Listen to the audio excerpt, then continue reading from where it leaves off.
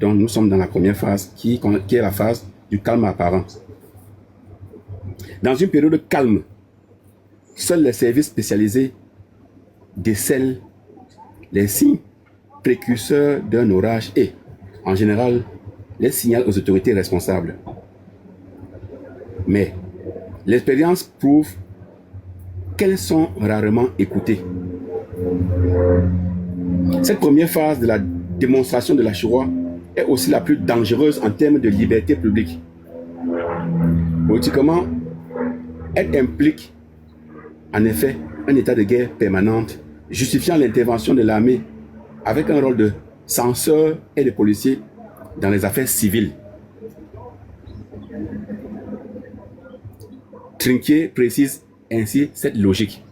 Je cite, « La guerre moderne n'est pas officiellement déclarée et permet à nos adversaires de continuer à bénéficier d'une législation du temps de paix pour poursuivre ouvertement ou clandestinement leur action. » Tu vois comment ils nous ont étudié, non, Kana? Donc, le calme apparent, c'est ce qu'il y a. On peut dire que c'est ce qu'il y a au Cameroun aujourd'hui. C'est le calme apparent. Dans cette période de calme apparent, les autres ont déjà réfléchi sur ce qu'ils doivent faire dans la prochaine étape. Donc les agents de renseignement, les gens au service de la propagande et ainsi de suite sont déjà en train de faire leur travail. C'est pour ça que vous avez les Elimi Lobé qui est en train de jouer un rôle que vous ne voyez que le côté où c'est un tribaliste qui parle contre le Bamileke. Non. Il joue un rôle déterminant dans la doctrine de la guerre révolutionnaire. Il est un agent de l'État. Il est bien payé pour faire ce travail-là. Je dis bien, dans la période du calme apparent, on a des gens comme Elimi Lobé. Il est dans son rôle.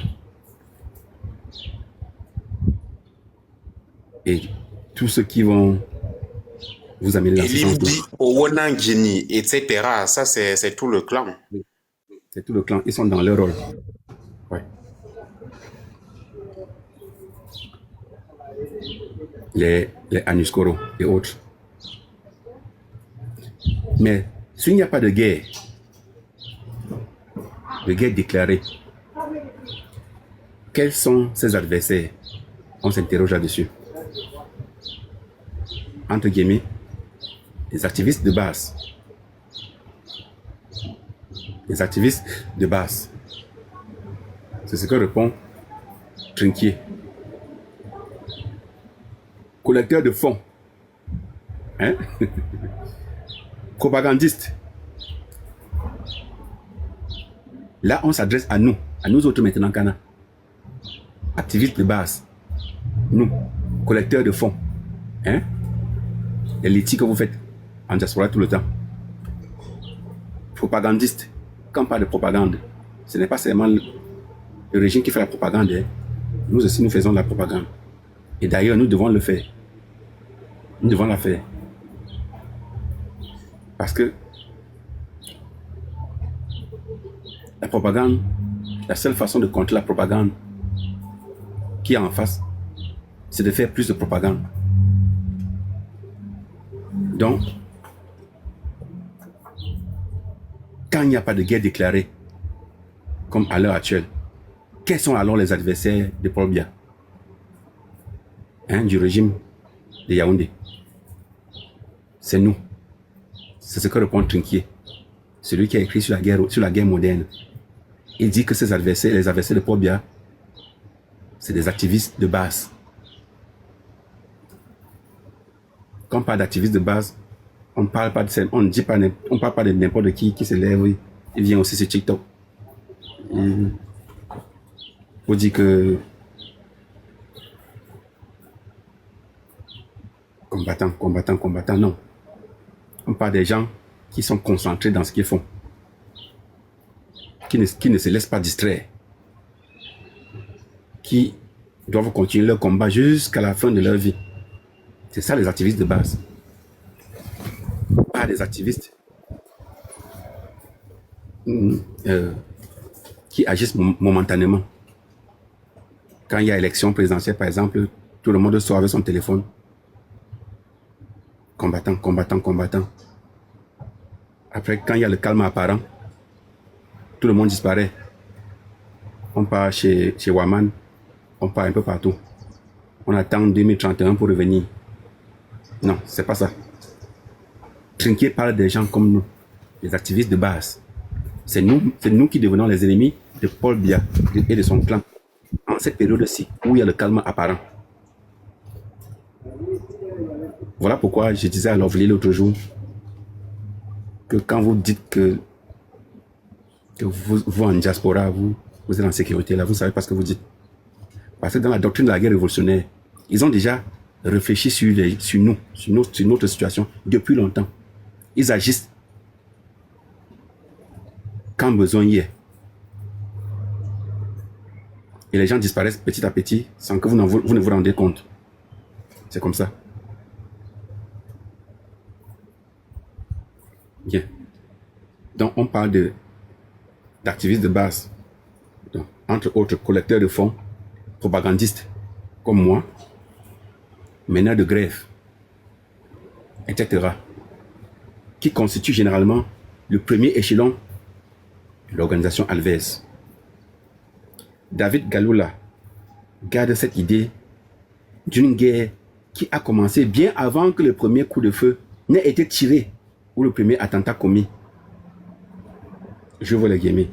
En paraphrasant Clause 8, nous pourrions dire que l'insurrection est la poursuite de la politique d'un parti. Je reprends. En paraphrasant Clause 8, nous pourrions dire que l'insurrection est la poursuite de la politique d'un parti dans un pays donné par tous les moyens possibles.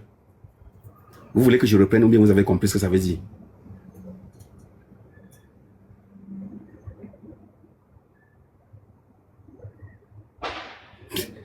Je reprends ou bien vous avez compris?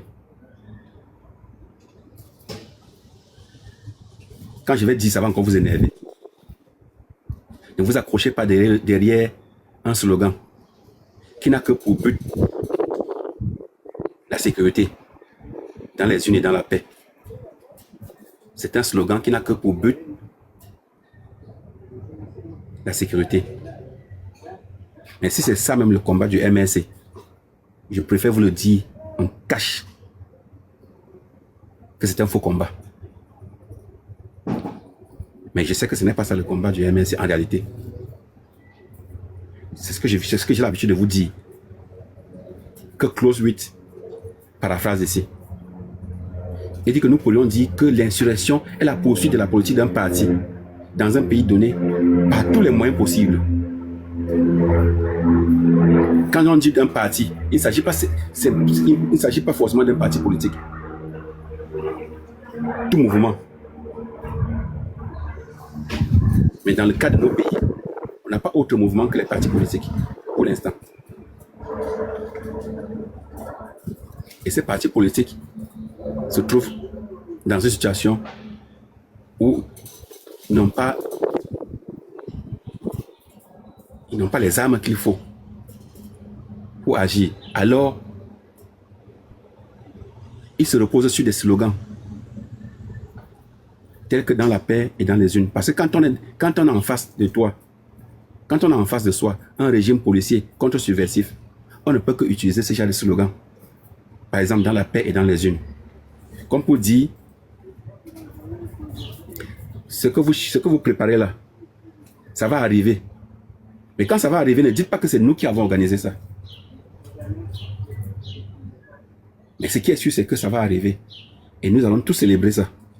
Mais on ne vous donne aucun moyen pour nous coller ça. On ne vous donne aucun moyen pour nous coller ce motif-là. C'est pour ça qu'un légaliste, comme Maurice Kamto par exemple, va insister sur le fait que nous on a dit c'est dans la paix et dans les unes. Mais il n'est pas le premier il n'est pas le plus ignorant ou le plus, comment je vais dire ça,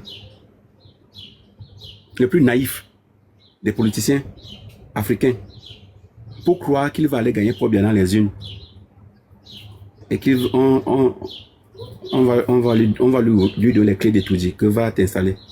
Non, il n'est pas naïf, il n'est pas aussi naïf.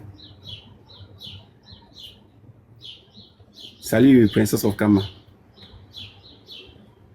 Ce que je suis en train de lire là, c'est très important pour ceux qui veulent comprendre. Mais pour les émotifs, vous ne comprendrez